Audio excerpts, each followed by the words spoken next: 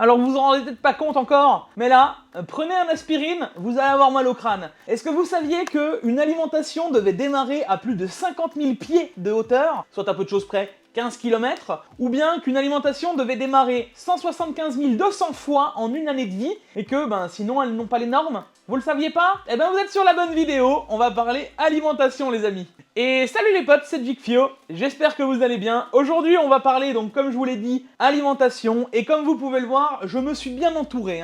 D'ailleurs, j'en profite tout de suite pour le dire, cette vidéo est sponsorisée par Asus ROG. Alors là vous allez vous dire, Jikfio tu n'as pas pris beaucoup de risques, parce que bon, oui effectivement, niveau alimentation, Asus ils sont plutôt pas trop mal, on n'a pas trop à se plaindre. On va pas parler que des alimentations Asus, mais bien de comment choisir son alimentation. Enfin, trêve de bavardage, lancement.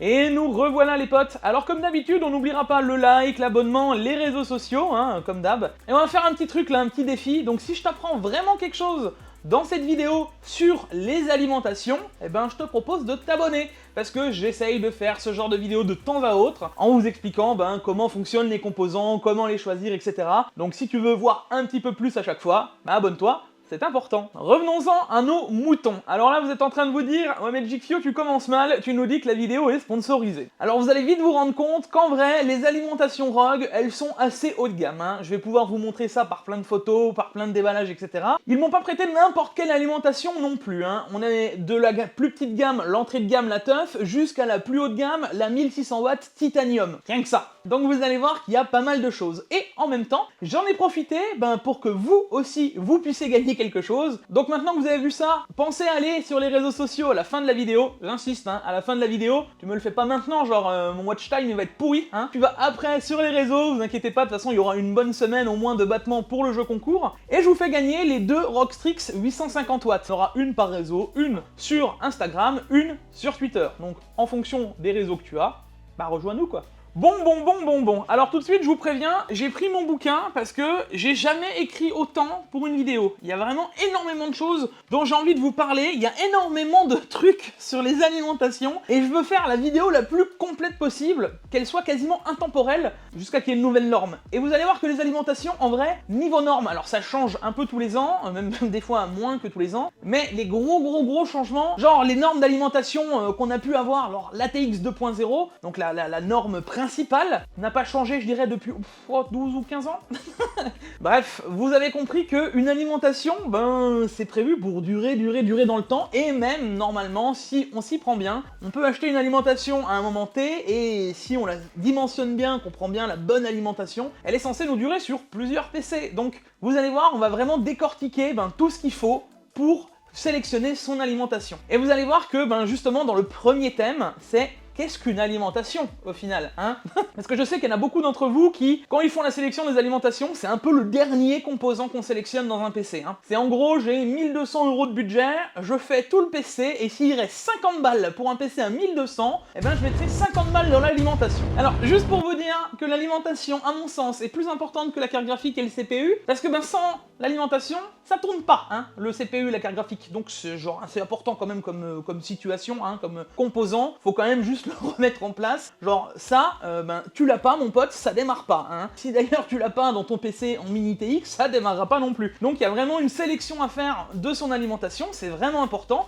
Et puis c'est aussi ce qui va protéger tous vos composants. Il faut se rendre compte que si vous mettez une alimentation à 50 balles qui protège pas vos composants, si ça vient cramer derrière, je sais pas, un orage ou quoi que ce soit, ou même peu importe, imaginons un truc improbable, mais je sais que c'est déjà arrivé. Vous renversez votre verre d'eau sur le bord du bureau, qu'est-ce qui se passe? Une grande vague d'eau arrive sur votre PC qui a une jolie mèche, plouf, il prend l'eau, imaginez que ça prend l'eau dans des composants, et si votre alimentation elle est pas protégée, je donne pas cher des composants, Donc bien entendu, il faut un minimum de sécurité dans ces alimentations. J'insiste, j'en ai déjà parlé dans plein de vidéos, dans plein même de bons plans, etc. À chaque fois je dis, les gars, l'alimentation c'est important. On va vraiment décortiquer tout ça aujourd'hui. Alors justement, maintenant qu'on a vraiment vu la première chose, donc ne pas prendre son alimentation à la légère et les petits budgets, on va vraiment parler de qu'est-ce que fait une alimentation au final. Donc une alim, elle a vraiment un rôle finalement assez simple. Donc de prendre du 230, même d'ailleurs maintenant plus du 240 volts à la prise, le ramener dans l'alimentation et le transformer en 12 volts continu. Parce que oui, si vous ne saviez pas, à l'intérieur de nos prises c'est du courant alternatif, c'est-à-dire que d'un coup on fait du 230, un pic, et ensuite on fait du moins 230, un autre pic vers le bas, etc., etc., fois 50 par seconde, puisqu'on est en 50 Hz. Voilà, ça c'est la base, donc votre alimentation, elle va devoir gérer tout ça. Mais à l'intérieur, une alimentation, bah, ça n'a pas juste un composant, vous l'avez peut-être déjà vu à la volée comme ça ou autour. D'ailleurs, je vous en affiche bien des alimentations ouvertes, et vous allez vite vous rendre compte qu'au niveau alimentation, il y a énormément de choses à l'intérieur, énormément de choses qui ont chacune leur importance, parce que oui, chaque composant qui vont être à l'intérieur, s'il n'est pas de qualité, ça va être un problème par la suite. Donc, il y en a beaucoup d'ailleurs qui se réfèrent aux normes 80+, etc. Si c'est une 80+ Gold, c'est une bonne alimentation. C'est faux. Tout de suite, je vous le dis, c'est pas parce qu'une alimentation 80+ Gold a été certifiée que c'est une bonne alimentation. Voilà. Donc là, je vais vraiment vous décortiquer un petit peu les composants à l'intérieur des alimes, et vous montrer un petit peu. D'ailleurs, j'en profite tout de suite pour vous montrer les alimes à l'intérieur. Une alimentation qu'il ne faudrait pas acheter, c'est celle que j'affiche maintenant. Là vous le voyez, c'est une 550 watts no-name, je ne citerai pas d'ailleurs la marque, ça mérite pas d'être cité. On peut même voir qu'elle a un fusible à l'intérieur, l'alimentation. Comment vous dire que ça, c'est genre never, non, not, jamais, non. Genre, je peux te le dire dans diverses langues, tu ne prends jamais ça dans ton PC, c'est trop dangereux. À l'inverse, je te montre par exemple la 650 watts TUF ouverte, vous allez voir que entre les deux, il y a des subtiles différences, hein. Au niveau composant, au niveau refroidissement, etc. Encore une fois, vous vous rendez vite compte qu'une alimentation à l'achat, c'est pas ça ne s'arrête pas genre juste à la tête de l'alimentation à l'extérieur, hein. C'est vraiment l'intérieur qui compte. Faut juste se rendre compte qu'entre la ligne no-name à droite et la ligne TUF 650 watts à gauche, la différence, elle est genre impressionnante, oui, en termes de visuel, mais en termes de prix, ça varie de 5 à 10 euros. Et 10 euros pour une protection sur un PC à 1000 euros, je pense que ça peut se trouver, hein. Il y a Aureliam, il vous dirait, franchement les gars, c'est 2 kebabs.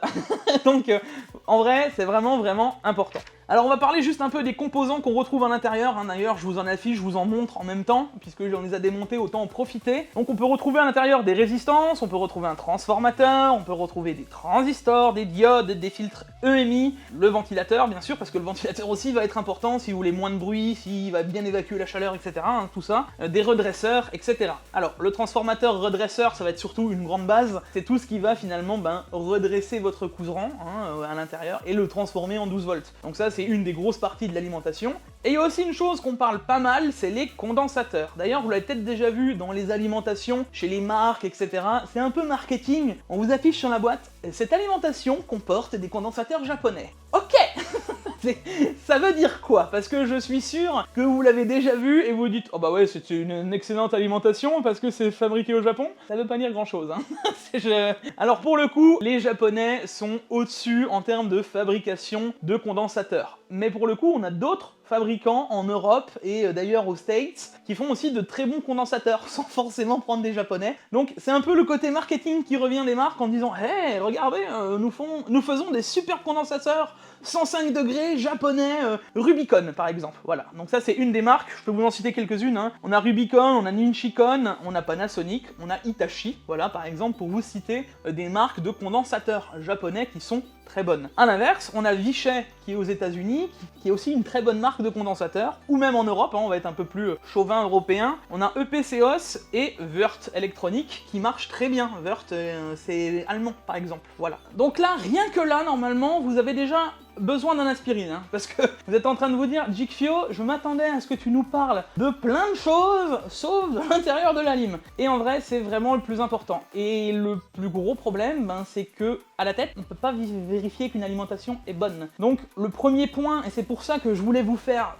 finalement ce point sur tous les composants qu'on retrouve à l'intérieur, etc., c'est que quand on prend une alimentation, ou qu'on choisit une alimentation, encore une fois, c'est ultra important le choix de la gamme de l'alimentation. Alors là par exemple, je vais vous afficher une photo de la Rocktor 1200 watts et de la Seasonic Prime 1300 watts, je crois que c'était Platinum ou Gold, je ne sais plus. Bref, deux alimentations qui sont fabriquées par le même constructeur, puisque Asus fait fabriquer quasiment toutes ses alimentations hormis la TUF chez Seasonic. La TUF est fabriquée par Gritwall, qui est une autre marque un peu plus entrée de gamme sur les alimentations, voilà. Et d'ailleurs c'est aussi pour ça qu'elle est non modulaire, je suppose. Mais voilà, En gros, les alimentations Asus sont toutes fabriquées chez Seasonic avec les bonnes gammes et une bonne fabrication. Donc, encore une fois, là, je vous les valide toutes celles qui sont devant vous, sont validées par la street, si vous préférez. Mais encore une fois, une alimentation, ça se prend pas à la légère. Le refroidissement à l'intérieur, les composants choisis, on peut remarquer par exemple sur la Rocktor, le fait qu'ils ont remplacé les refroidissements, ça va permettre d'avoir moins de bruit au ventilateur, puisqu'il aura moins besoin de tourner, ce qui va faire que ce sera plus silencieux. Voilà, c'est des petites features. Par exemple, Asus va rajouter sur les Rocktor V2 et la 1600, directement un petit écran OLED où on va voir la consommation. Voilà, ça on va le payer, forcément. Donc tout ça, c'est des petites features sans plus, mais il faut se rendre compte que quand on achète un bloc d'alimentation, si on ne s'est pas renseigné avant sur des reviews, sur des tests, etc., on achète complètement à l'aveugle. Et après avoir vu cette vidéo, je suis certain que vous allez vous renseigner sur l'alimentation à l'intérieur de votre PC en vous disant est-ce que j'ai vraiment acheté un truc ok ou pas. Vous allez comprendre que là c'était juste le dessus du sujet, parce que maintenant on va rentrer dans le chapitre second, le choix des alimentations, et vous allez voir que là, ça va s'enchaîner parce qu'il y a énormément de choses pour la sélectionner. Alors je vais tout de suite commencer par faire tomber un mythe. Alors je l'entends tout le temps, le coup du rendement. Et les gens, ils mettent la puissance utile, donc la puissance utile c'est la puissance que doit fournir l'alimentation, donc ça veut dire que si vous avez 1000 watts, votre alimentation elle doit fournir 1000 watts. Voilà, si votre configuration elle vient prendre 1000 watts, l'alimentation doit fournir 1000 watts. Il y en a beaucoup qui pensent que ce rendement se déduise de l'alimentation. Donc ça veut dire puissance utile, moins rendement. Alors que c'est pas du tout comme ça que ça se passe. Dans la réalité, les gars, je vais vous faire un petit schéma, et là on remercie Diam qui nous fait un truc magnifique. En gros, on a la puissance absorbée. Donc la puissance absorbée, c'est la puissance qui va être retirée de votre prise électrique en direct. Donc là, si on met un wattmètre entre la prise et l'alimentation, on va voir quelle puissance est directement tirée de la prise. Voilà. Et là, on est fixé, quoi. Et vous allez vite vous rendre compte que si vos composants, par exemple, consommeraient 1000 watts, alors je prends 1000 watts parce que c'est beaucoup plus facile à calculer, et que vous avez 10% de rendement, ce serait pas 1000 watts consommés, mais 1100 watts, puisque c'est les 10% du rendement. Donc là, justement, on va mettre le rendement qui arrive, et les rendements, qu'est-ce que c'est? Pourquoi on a 10% qui disparaissent? C'est tout ce qui va se transformer en température, parce que bien sûr, ces composants, le transformateur, les redresseurs, tout en fait, les condensateurs, les résistances, tout va chauffer à l'intérieur, même le PCB de l'alimentation. Forcément, il faut bien le refroidir, et ça va partir en chaleur. Et en chaleur, c'est le rendement. Il y en a finalement qui font l'amalgame sur la puissance utile, et qui pensent au final que c'est la puissance absorbée, alors que pas du tout. Il faut vraiment prendre en compte le rendement comme une partie de la puissance qui disparaît de votre alimentation. Donc en gros, et ça c'est écrit sur l'étiquette d'ailleurs, les meilleures alimentations sur votre rail 12 volts, puisque c'est le 12 volts le plus important, le 3,3, le 5,5, le 5 SVB, etc. C'est un peu secondaire. Donc d'ailleurs, les alimentations qui vont vous mettre des 500 watts sur ces rails-là et qui vont vous mettre 300 watts sur le rail 12 volts, c'est le rail 12 volts qui va alimenter votre CPU, votre carte graphique, et en grande partie tous vos composants. Si ce rail-là est à 300 watts, votre puissance utile de l'alimentation concrètement est 300 watts. Donc faites bien attention encore une fois. Et du coup, cette puissance utile, où est-ce qu'on va la retrouver? Parce qu'au final, vous savez pas si votre alimentation va pouvoir consommer et vous délivrer finalement ces 1000 watts. Alors sur les entrées de gamme, il faut quand même en parler parce que souvent le marketing va pousser un petit peu.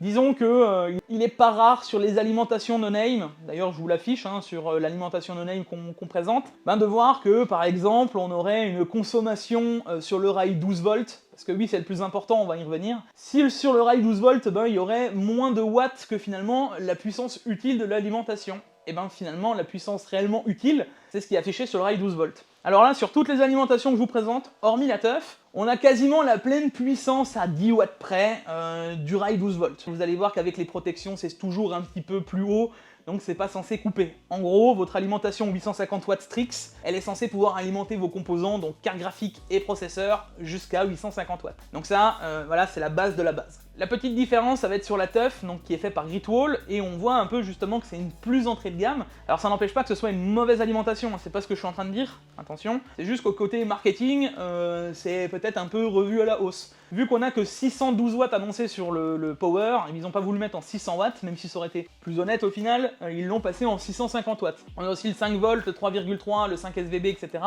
qui peut aller consommer un petit peu, donc peut le tolérer, mais là on est sur 38 watts de différence ça va encore. Sur d'autres alimentations, on peut voir des différences assez incroyables, alors je vais essayer de vous en trouver sur internet, mais on a une alimentation qui est annoncée, je sais pas, à 650 watts, et au final sur le rail 12 volts, qui est le rail le plus important, parce que c'est celui-ci qui va alimenter votre CPU, votre carte graphique, et la plupart de tous les composants de votre PC au final, et ben on peut voir que certaines alimentations 600 watts peuvent être annoncées sur le rail 12 volts à 400 par exemple, et là finalement, votre alimentation, c'est pas 650 watts, mais c'est bien 400 watts. C'est un problème, c'est un problème. Donc voilà, ça c'est un des problèmes que je voulais débunk, parce que c'est vraiment un des mythes qu'on revoit le plus souvent avec les histoires de rendement, etc. etc.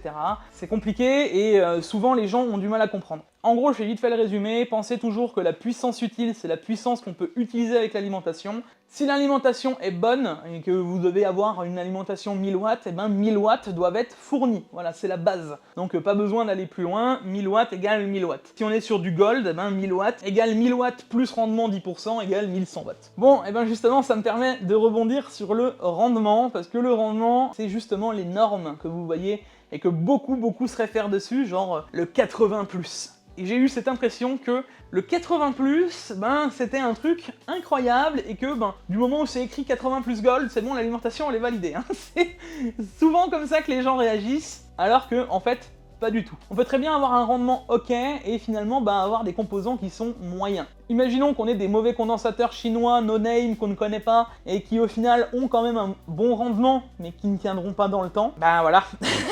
Forcément. Alors déjà, ce qui peut nous indiquer que l'alimentation risque de durer dans le temps, c'est la garantie. La garantie, si vous voyez que vous avez plus de 5 ans de garantie sur votre alimentation, c'est que normalement le constructeur il a confiance un minimum en votre bloc d'alim, parce qu'il va se dire je vais pas en remplacer s'il vient cramer, tout simplement. Donc il n'a pas envie aussi d'avoir des soucis avec les autres composants que l'alimentation ne pourrait pas protéger, etc. etc.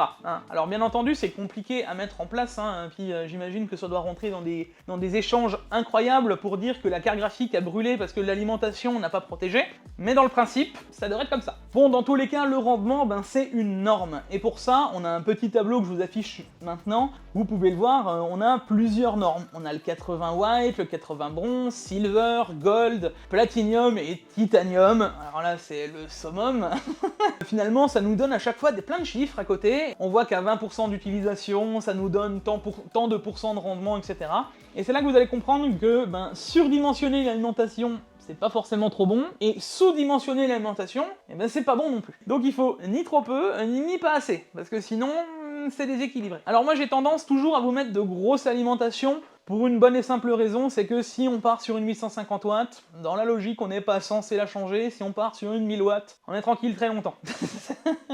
Et si on a une 1000 watts, on peut aller mettre une configuration de 500 watts, alors je vous reprends l'exemple de la Gold, mais par exemple, 500 watts de consommation, ça représente 50 à 60% d'utilisation sur une Gold, soit le meilleur rendement de celle-ci, on serait entre 92 et 93% de rendement, ce qui permet d'économiser un peu sur la facture d'électricité, vu que notre alimentation ne tournera qu'à 50-60%. A l'inverse, imaginons que j'ai pris une 650 watts en alimentation, et que maintenant je vais toujours lui consommer 500 watts, ça marchera toujours, mais déjà on va user beaucoup plus l'alimentation, puisqu'on va lui tirer beaucoup plus sur le rail. Alors quand on dit user, il faut être très relatif, votre alimentation durera peut-être un an de moins de la garantie, quoi. C'est pas pour autant que votre alimentation ne devrait pas durer dans le temps, il faut quand même le repréciser, c'est censé quand même marcher longtemps. Mais dans le principe, votre alimentation va être plus chargée, ce qui devrait user les composants et surtout les faire chauffer beaucoup plus. Donc par principe, on essaye de surdimensionner un petit peu une alimentation sans trop rentrer dans la surdimension. Parce que maintenant, imaginons l'effet inverse, on a une 1000 watts en alimentation, et notre config total va consommer 300 watts. Donc on est en dessous des rendements préconisés finalement par l'alimentation, les 50 et 60%. À la place d'être à 92% de rendement, on va se retrouver plus à 89%. Alors là, vous allez me dire, bon, en vrai, Jigfio 3%, est-ce que ça change vraiment grand-chose? Je vous dirais que oui, je vous dirais que non, ça va dépendre de chacun et dans son impact écologique, j'ai envie de vous dire. À l'heure actuelle où l'électricité est en train d'augmenter, moi je pense que ça peut être un petit truc à vérifier et ça ne touchera rien. Surtout que maintenant, quand on voit les alimentations 1000 watts, on en trouve à 120, 130 €, sachant qu'on a des alimentations qui sont ok, donc il n'y a pas besoin de se stresser non plus. Je me dis, en vrai, 850 watts, 1000 watts, c'est peut-être un investissement pour le futur. D'ailleurs, je vais reprendre vite fait la norme titanium, c'est cette alimentation, celle-là, elle est titanium les gars, c'est elle à 1600 watts d'Asus, et ben même à 10% de charge, donc ce serait 160 watts là par exemple, et ben 160 watts, elle doit fournir au minimum, c'est là que c'est important, au minimum 10%. Donc voilà, ça c'est vraiment, vraiment important. 10%, ça veut dire que l'alimentation, si elle consomme 160 watts, eh ben elle devrait, dans la logique, aller tirer à la prise 176 watts au max du maximum, voilà. C'est comme ça que ça doit se passer. Donc imaginons qu'on ait une 1000 watts, donc qu'on soit à 50% de charge, soit 500 watts, elle devrait consommer à la prise 520 watts. Et là, vous pouvez vite vous rendre compte qu'entre 520 watts en consommation tout le temps, si on utilise le PC peut-être sur très longtemps, on peut se dire, ou si vous le laissez allumer, imaginons d'ailleurs, que 520 watts vs une alimentation Gold qui viendrait consommer 540 watts plutôt que 520. Alors vous allez me dire que pour la différence entre une alimentation et l'autre, il va falloir gamer longtemps et on va la rentabiliser sur très longtemps au kilowattheure, hein, parce que ça va durer quelques années avant que vous rentabilisiez votre alimentation titanium vs votre gold. Au final, une gold, c'est celle qui va aller le plus à tout le monde, et d'ailleurs c'est pour ça que c'est la plus utilisée. Vous remarquerez qu'on a du bronze, c'est souvent pour l'entrée de gamme, la gold, c'est la plus répandue, la silver, elle n'existe pas, la platinum, c'est déjà du très haut de gamme en termes général, et la titanium, on en trouve, c'est vraiment les alimentations les plus haut de gamme, et ça concerne, je dirais, 15 ou 20 alimes peut-être même moins. Donc c'est vraiment très niche. Et justement, c'est ça qui est cool, c'est parce que là, j'ai un peu toute une gamme. Là, donc, on a la titanium avec la 1600 watts, on a du platinium avec la 1200 watts, on a une autre platinium avec la Loki, hein, c'est les nouvelles alimentations de chez Asus en SFX, donc c'est une 850 watts platinium. Ensuite, on a les Rockstrix en gold, et ensuite vous voyez en entrée de gamme on a la bronze de chez TUF. Donc c'est vraiment, plus on glisse vers les gammes entrée de gamme, plus on descend en rendement, ce qui est un peu logique. Donc là maintenant j'espère que vous avez fait la distinction entre rendement et une bonne alim, parce que une bonne alim c'est pas que juste un rendement, mais bien des certifications certes, plus une fabrication de qualité et des composants bien choisis. Bon, mais maintenant qu'on a fait le tour de tout ce qui est rendement, etc., il y a encore un truc dans le choix qui est ultra important, et c'est tout ce qui est protection. Et ça, c'est normé par la norme ATX 2.0 et la 3.0 aussi d'ailleurs. Hein. On a des protections qui sont à l'intérieur des alimentations, je vous en ai déjà peut-être parlé, l'OCP, l'OUP,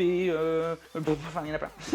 Je vais vous les énumérer quand même, les plus importantes. Hein. L'OCP, c'est la protection des surintensités. Pas besoin de vous dire que si vous avez un pic d'ampères dans votre alimentation et que derrière ça va jusqu'aux composants, pas trop, voilà. on va éviter et on va bien sûr protéger l'alimentation contre ça. On a tout ce qui est surtension et sous-tension. Alors la sous-tension n'est pas obligatoire, mais elle est fortement conseillée, hein, c'est quand même mieux. Alors vu qu'elle n'est pas normée, chaque constructeur fait un peu ce qu'il veut. On a l'OVP pour la surtension et l'UVP pour la sous-tension. Voilà, à bien différer l'un et l'autre. Ensuite on a l'OPP, hein, tout ce qui est surtension. Si vous venez consommer trop sur votre alimentation, imaginons d'un coup que vous allez chercher trop de volts parce que au final votre machine a besoin de plus de watts, donc voilà, 850 watts, vous allez d'un coup en tirer 1000 watts. Vaut mieux que l'alimentation coupe, c'est qu'il y a un problème, hein. C'est que c'est pas prévu dans le programme. Donc ça c'est l'OPP qui s'en occupe, c'est vraiment important. Alors attention, ça a toujours été calibré dans les alimentations, hein. Une bonne alimentation, normalement l'OPP, ils vont mettre une marge. Imaginons que vous êtes sur une 500-550 watts, ils vont essayer de laisser 50 watts de marge, histoire que ça coupe pas instantanément. Et inversement, sur les plus grosses, hein, les 1000, 1200, 1600, ils vont essayer de laisser 100 watts de marge. Donc s'il y a un appel de courant court, je veux dire qui ne reste pas dans le temps, normalement ça devrait bien se passer, et c'est prévu à cet effet, hein. C'est-à-dire que l'alimentation va le gérer, et elle va pas augmenter la tension, et ça évitera d'aller cramer les composants derrière. Imaginez que d'un coup votre 12 volts se transforme en 15,6 volts, ça va pas être la même. Ensuite on a le SCP qui est la protection contre les courts-circuits. Ça, les courts-circuits les gars, important aussi, hein, parce que imaginons que un de vos rails se mette en court-circuit avec un autre, donc si vous avez une alimentation multirail, je vais y revenir juste après, hein. Imaginons que vous ayez un court-circuit, donc ça veut dire que l'alimentation vérifie qu'il n'y a plus de résistance au final à l'intérieur des composants, etc. Ça risque de prendre feu, donc ça va faire les étincelles, hein. Donc on va éviter. Alors faut se rendre compte que ces protections elles sont importantes pour une chose, au final c'est pour éviter d'avoir des problèmes que ce soit sur vos composants, mais aussi à la maison, hein, tout simplement. Alors bien entendu, hein, on a des disjoncteurs, etc. qui vont protéger. Si normalement on a un court-circuit sur l'alimentation, je peux même vous dire que je suis pas sûr que ce soit l'alimentation qui coupe en premier. Dans la logique, votre différentiel il a coupé avant la lime, hein. Ça va être très rapide, mais dans le principe, les deux devraient couper en avance. Et ça d'ailleurs, j'ai une petite anecdote à vous raconter les amis, parce que avoir une alimentation protégée, c'est ultra important. Alors là, je vais vous en raconter une bonne, parce que vous voyez la 1300 watts que j'ai ouvert, que je vous ai montré, d'ailleurs je vous la raffiche celle-là, la Seasonic 1300, et ben à l'époque, j'avais fait un petit peu des conneries, hein, comme d'habitude, j'avais décidé de mettre un bloc froid sur mon radiateur, et puis je l'ai laissé sans y penser, ça a fait de la condensation. Qu'est-ce qui se passe? La condensation a commencé à couler sur mon radiateur, et puis elle a suivi tous mes composants, jusqu'au moment où elle est rentrée, comme ça, dans l'alimentation. Alors j'ai pas besoin de vous expliquer que ça a d'un coup fait pouf, lumière. Ça a fait la lumière qui s'éteint, et boum.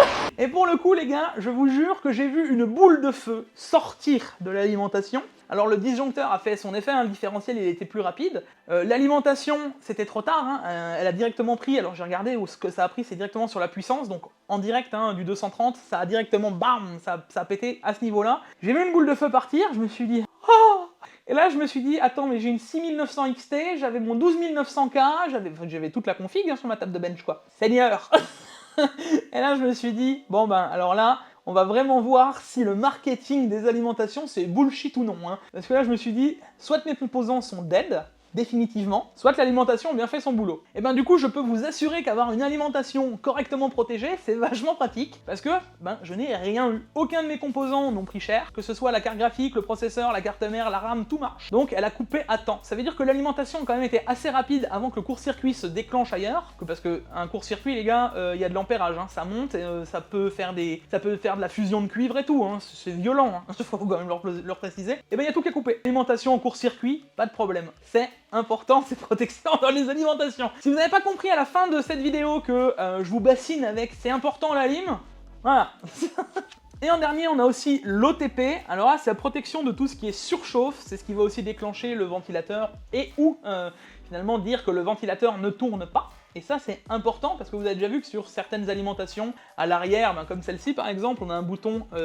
Alors ce bouton, souvent il y en a des gens qui se posent, il est appuyé, il est pas appuyé. On-off, à quoi ça sert? C'est juste que votre ventilateur va soit tourner tout le temps, soit il va être en semi-passif, et à partir d'une certaine température, ou d'un certain nombre de watts, il va commencer à tourner. Imaginons que cet OTP n'est pas présent, ça va chauffer, chauffer, jusqu'au moment où ça va être problématique. Et le truc, c'est que ce n'est pas dans une norme, hein, l'OTP justement, c'est ça qui est assez rigolo. C'est pas une norme obligatoire, donc on le retrouve dans certaines alimentations et dans beaucoup d'autres non. Alors ils arrivent à faire une redondance à l'intérieur pour vérifier que le ventilateur tourne, etc.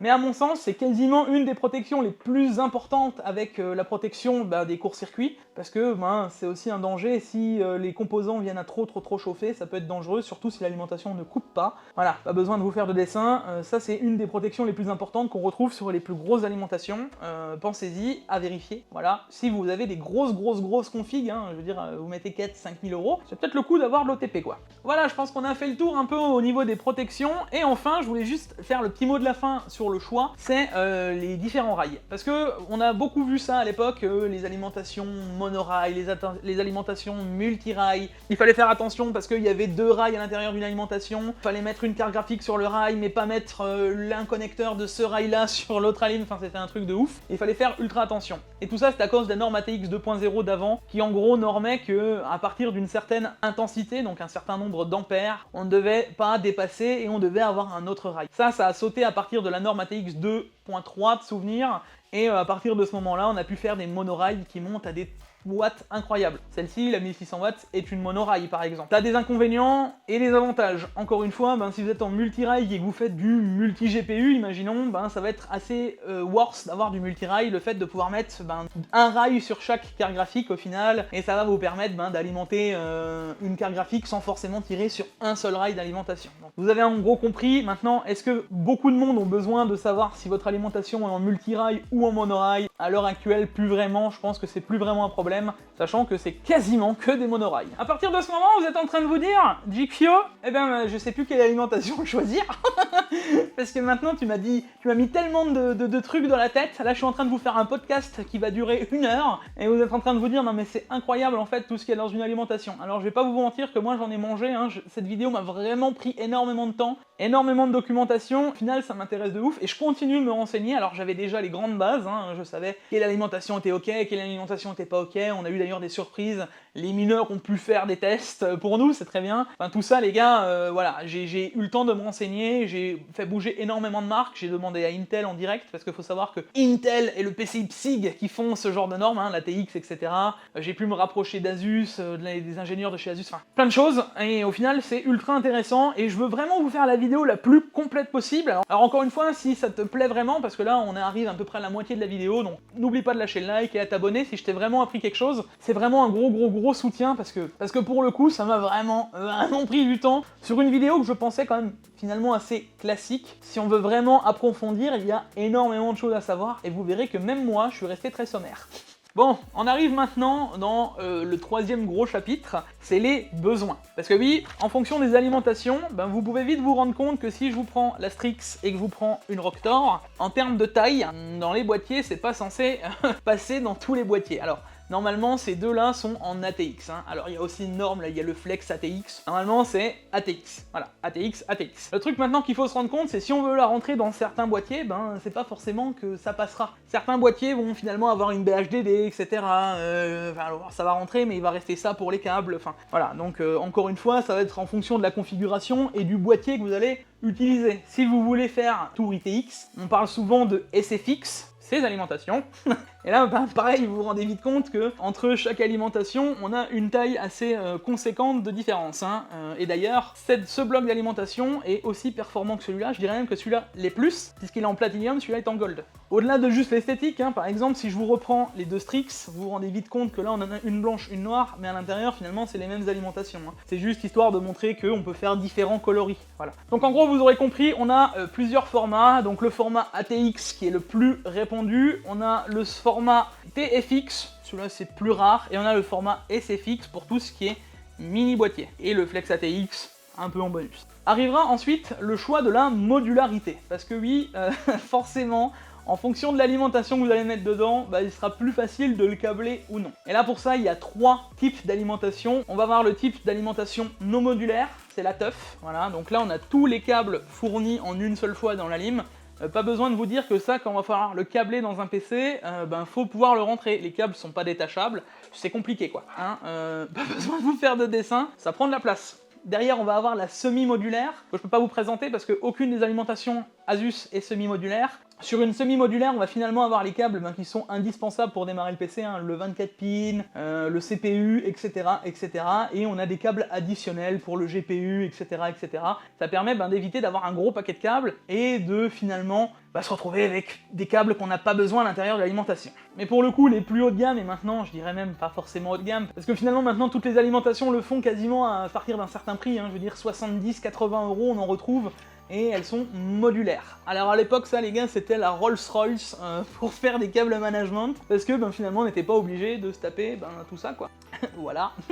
J'ai pas besoin de vous faire de dessin. Si vous avez besoin que d'une seule alimentation CPU, vous en mettez qu'une seule. Si vous avez besoin que d'une seule alimentation GPU, c'est pareil, etc., etc. Donc on met que les câbles qui sont indispensables. Si on n'a pas besoin de SATA par exemple, parce qu'on a que des NVMe, imaginons, on n'en a pas besoin. Des câbles qui sont pas sur l'alimentation, et ça c'est vraiment un plus. Et dans tout ça, sur les câbles, on a un petit bonus, on a aussi les câbles. Parce que oui, faut se dire que là par exemple, on a des câbles qui sont gainés jusqu'au bout, donc ils sont noirs, ils sont un peu plus esthétiques. Alors c'est pas les plus esthétiques, hein, même sur la teuf, ça reste noir, c'est simple. On a vu des alimentations où il y a encore les câbles de couleur, les jaunes, les rouges. Comment vous dire que dans votre PC, quand vous câblez ça, ça fait vraiment ultra cheap. Hein. On va pas se mentir, c'est souvent les alimentations entrée de gamme qui sont pas câblées jusqu'au bout, qui n'ont pas de câble noir, enfin, c'est clairement pas sexy. Donc là-dessus, on évitera. Et puis pareil, souvent ils sont non gainés. Voilà. Ensuite on a les câbles gainés jusqu'au bout, vraiment de jolies gaines, etc. Par exemple les Strix ont des câbles gainés et ça permet au final de ne pas avoir besoin de rajouter de rallonge, sauf si on veut des couleurs ou etc. ou du câble mode. Voilà, ça c'est une des importances qu'on peut accorder aussi à l'alimentation et en fonction de ce qu'on va en faire et de ce que veut en faire et de l'esthétique du PC. Bien sûr tout ça, ça a un coût, donc en fonction de l'alimentation que vous allez prendre, comme je vous le disais, plus entrée de gamme on va retrouver du non modulaire, on retrouve un peu de semi-modulaire mais c'est de plus en plus rare, souvent on passe du non modulaire au modulaire. Alors après cette petite alerte, j'en ai peut-être réveillé quelques-uns, mais on va être très clair, sur les modulaires, on n'utilise pas les câbles qui ne sont pas fournis avec l'alimentation. J'insiste, genre vraiment, parce que c'est dangereux. C'est pas obligatoirement les mêmes câbles, et c'est pas forcément les mêmes pôles sur les alims.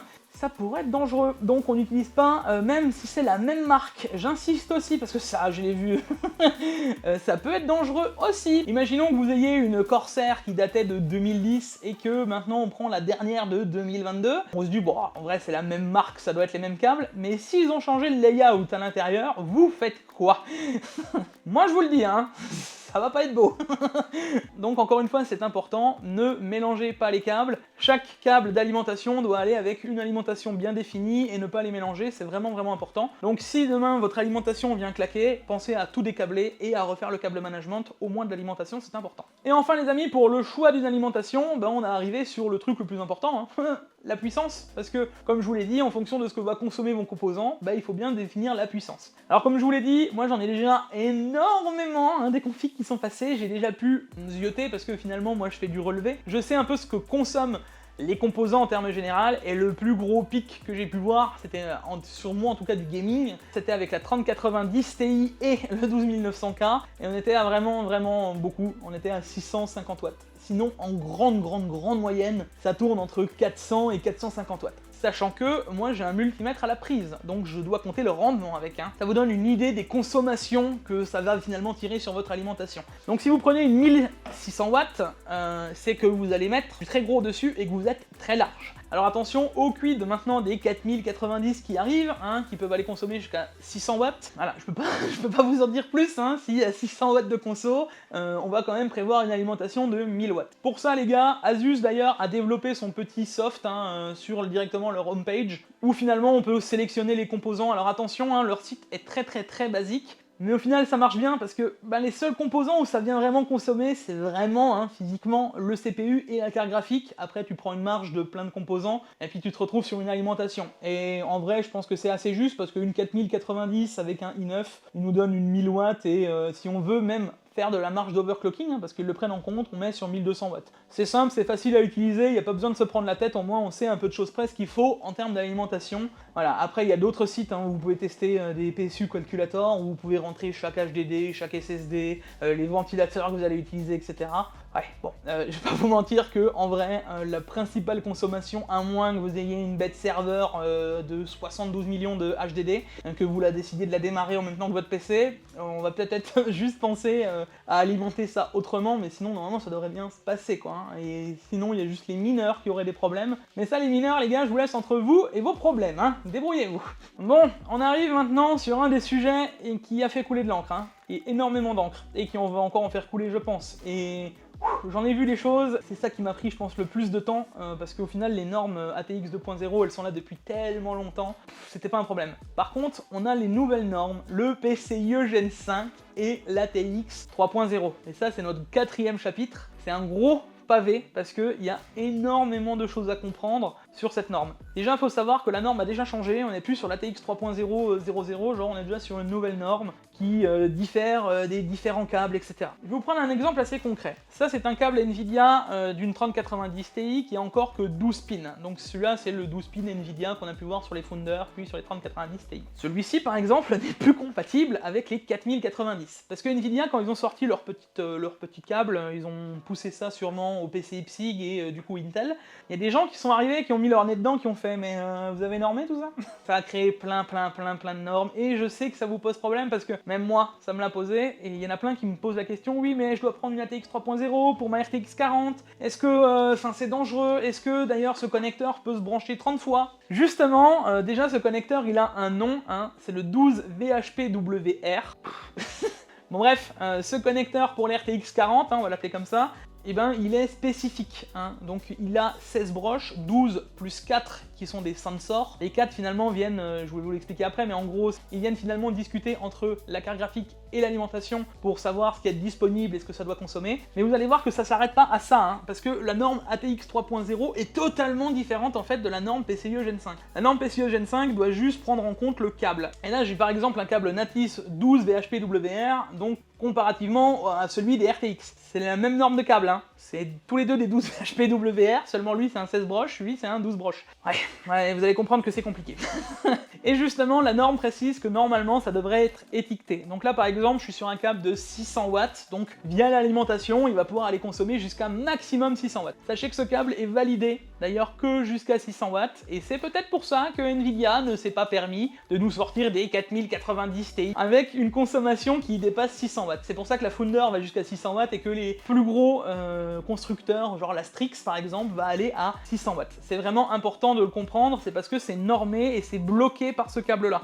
On n'est pas censé aller consommer plus. Alors en réalité, ça va un peu plus loin, parce que on consomme quand même un chouïa plus. Mais bon, je devrais pas le dire, normalement c'est ça. Donc là on va justement arriver sur les broches qui en plus, et ce connecteur, vous allez voir que on va vraiment en entendre parler longtemps, parce que je pense que c'est un des connecteurs qui risque de poser problème par la suite.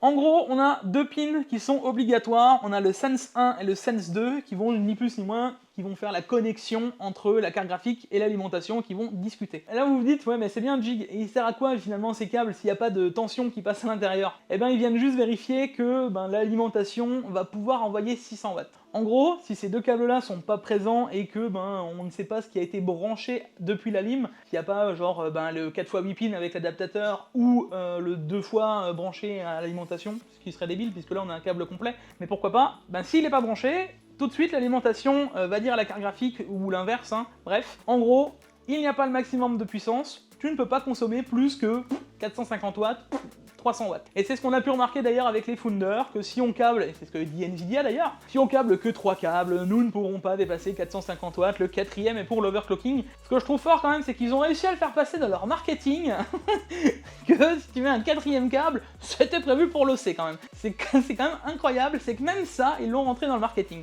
Dans tous les cas, ça veut juste dire que lui, les sensors viennent détecter ce que l'alimentation peut fournir au GPU, et le GPU va s'adapter en fonction de ce que l'alimentation lui dit. Derrière, on a donc le card PWR stable, où il porte bien son nom, que tout est bien stable sur l'alimentation, il n'est pas obligatoire. Et enfin, le card CBL, alors lui qui vient surtout servir en termes de multi-GPU, si vous venez à brancher plusieurs 12 VHP-WR et que votre alimentation, imaginons c'est une 1200 watts, et vous n'allez pas pouvoir consommer 2 fois 600 watts sur les GPU. Donc vous consommez, je sais pas, 50 watts sur le CPU par exemple, c'est 50 watts de moins, on va dire à l'alimentation, ok, il y a 100 watts consommés par le reste du PC, il nous reste disponible 1100 watts, donc les deux GPU, à la place de tourner à 600 watts, ils vont tourner à 550 watts. Et c'est que dans les configurations multi-GPU. Donc là, c'est plus dans une gamme professionnelle. On va être très clair, une 4090, là, je la vois pas en SLI. De toute façon, il n'y a pas les ports, donc elle vous servira à rien.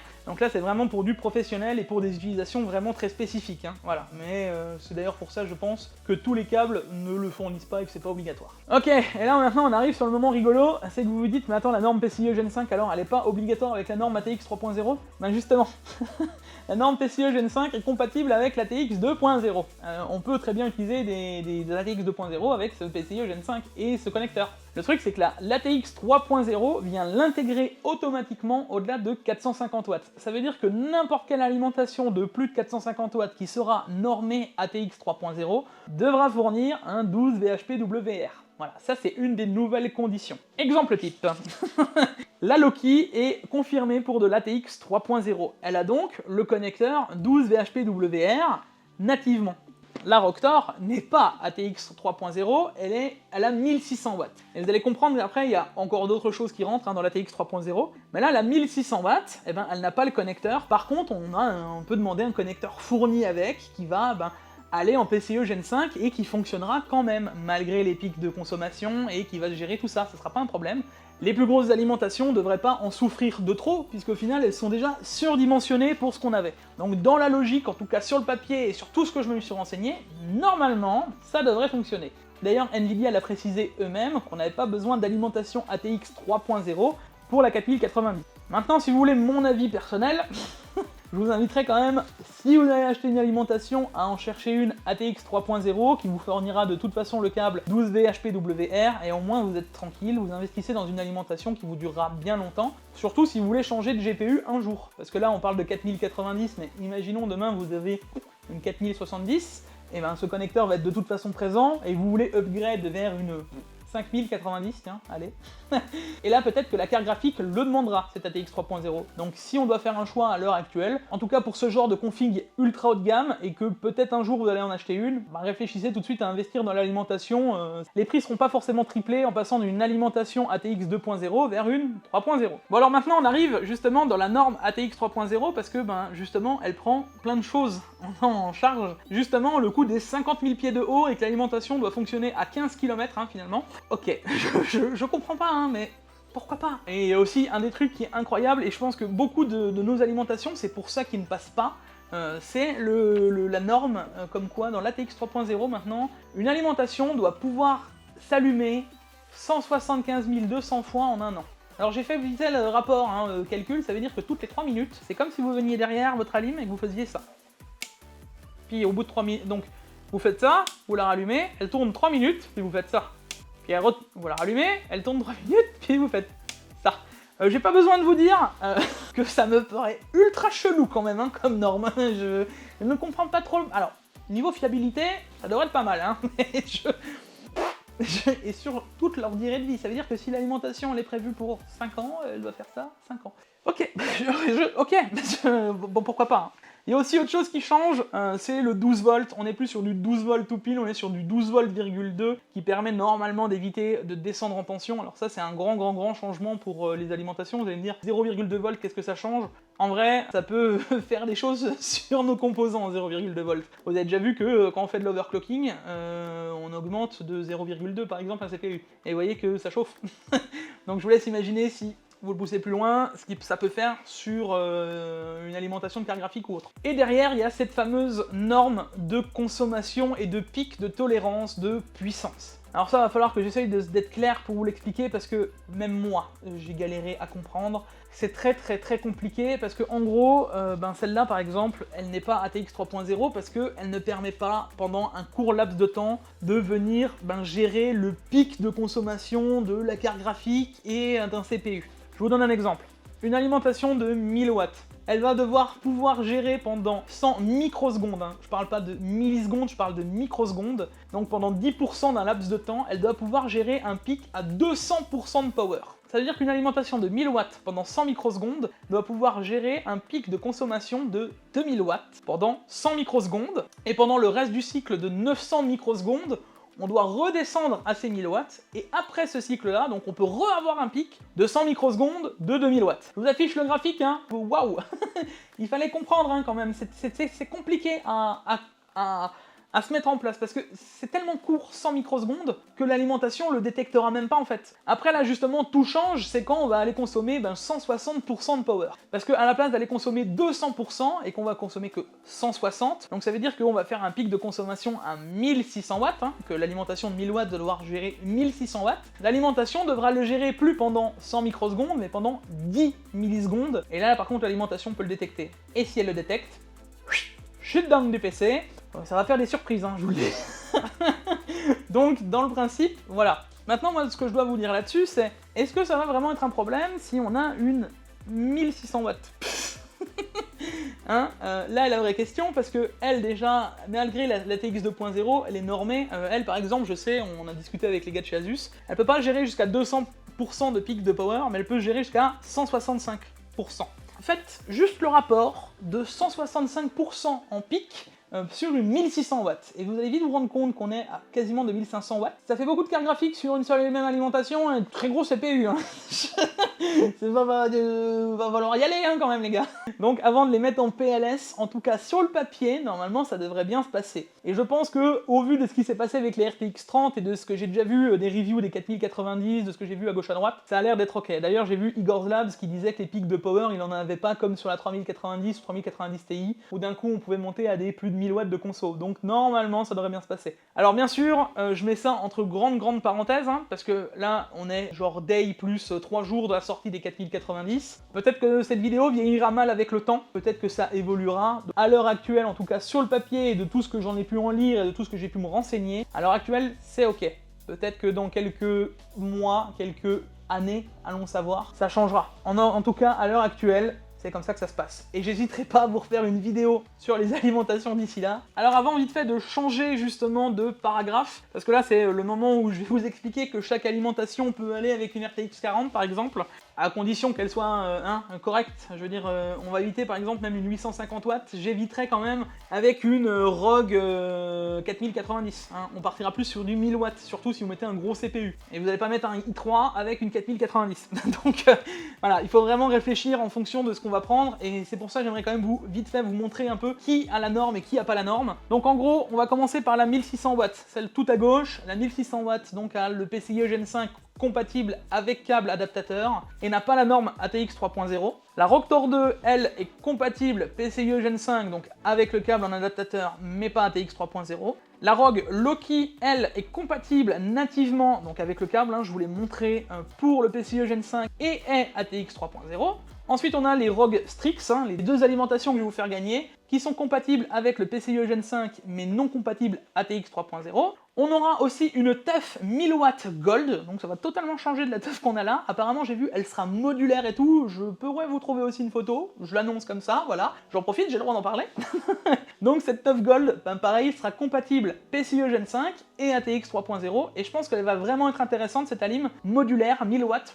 Il y a tout ce qui va bien, ce sera une parfaite alimentation, pas chère, pour toutes les configs. Et enfin on a la TUF Bronze, ben pas besoin de vous le dire puisqu'elle est non modulaire, donc forcément elle n'a pas les câbles et elle peut pas être alimentée en 3.0 puisqu'elle n'a pas le câble. Facile.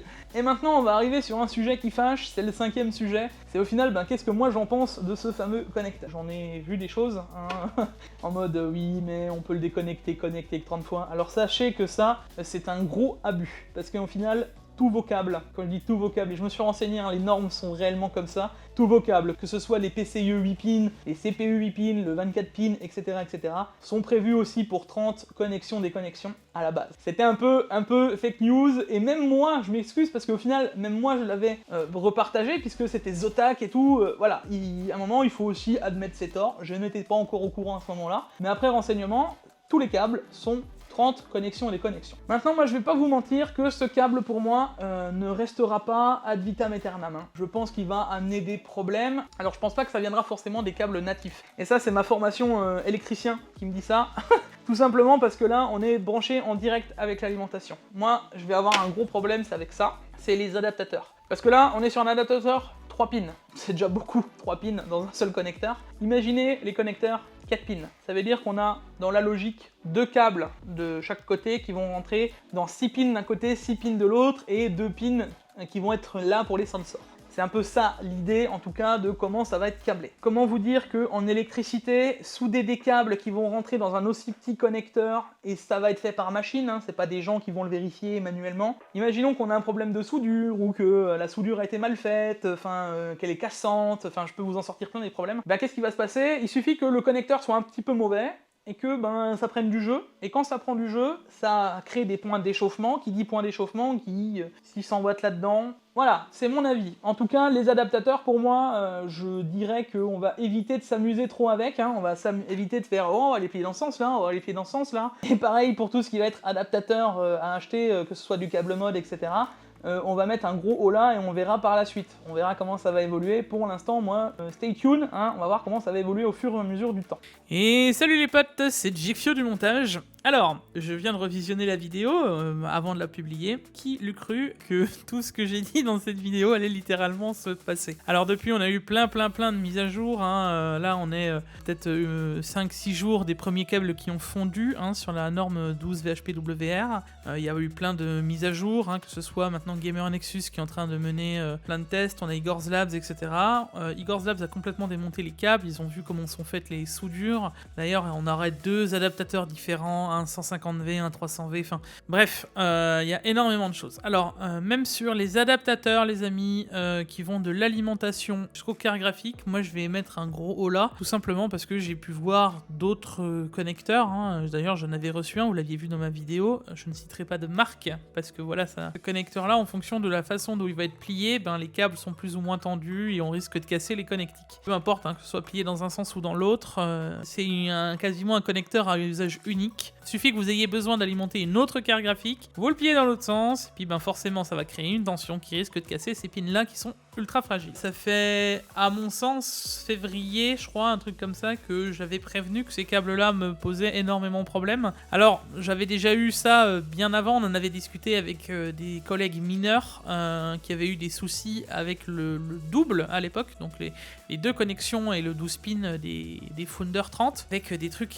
qui étaient complètement aberrants, avec des problèmes de câbles, enfin bref, il s'est passé des choses déjà impressionnantes à l'époque. Là, le fait qu'on vienne rajouter 3 câbles pour atteindre 90 Ti, j'étais déjà impressionné que ça n'ait pas posé de problème plus que ça. Mais alors là, quand on vient d'en rajouter 4, c'était quasiment certain que ça allait arriver. J'ai aussi vu les vidéos de Goodwin, que je tiens à saluer aussi pour le professionnalisme, hein, parce qu'il a cherché des trucs que je n'avais pas vu non plus, aux ampères que peuvent laisser passer ces pins, et la marge de sécurité. Donc il le redit dans sa vidéo, je vous invite à aller la voir, je le taguerai aussi en dessous. Clairement les gars, c'est assez impressionnant ce qui se passe avec ces câbles là, et qui l'eût cru que ça viendrait à se passer. Dans tous les cas, vu que cette vidéo est faite avec Asus, ça tombe bien parce que les connecteurs Asus, j'ai pu aussi les voir, donc ce qui se passe de la longueur du câble, donc de la lime jusqu'au connecteur 12 VHPWR. Et pour le coup, je pense que pour les plier, ça va être ultra compliqué. Je pense qu'on devrait pas avoir trop de problèmes avec ce connecteur-là. Par contre, clairement, ça ne passera pas dans tous les boîtiers, hein. Il va falloir ouvrir des vitres.